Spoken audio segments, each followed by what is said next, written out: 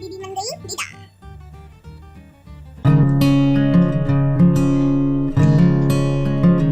Today's my presentation topic is ballot is stronger than bullet. So what is bullet voting?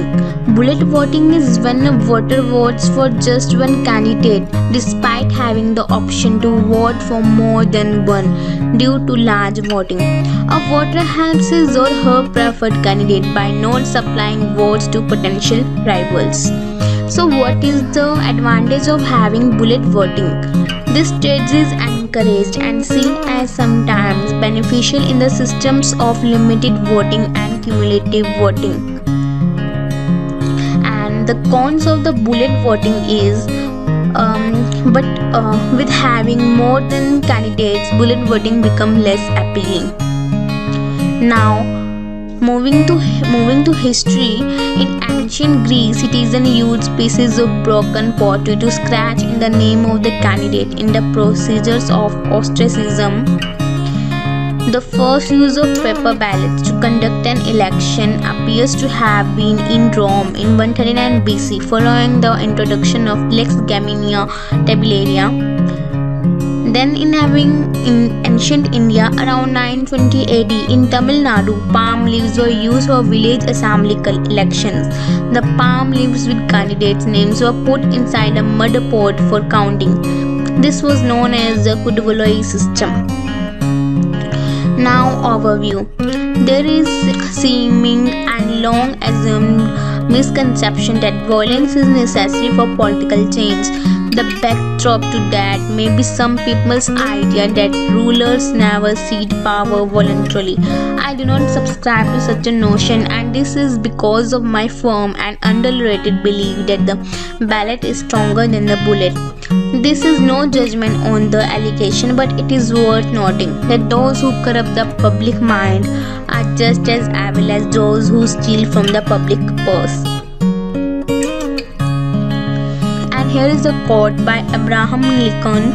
It is now for them to demonstrate to the world that those who can fairly carry an election can also suppress a rebellion, that ballots are the rightful and peaceful successor of bullets, and that when ballots have fairly and constitutionally decided, there can be no successful appeal back to bullets. Now, what we have achieved through these elections is historic and something to be proud of.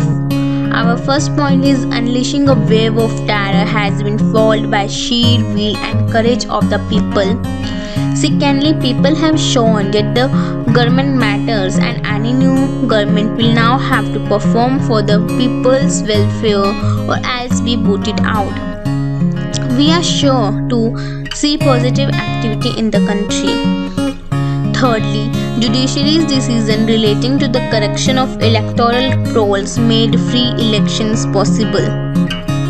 Media possess election fever, which enable people to vote in such large numbers, which encourage the welfare of the state, obviously.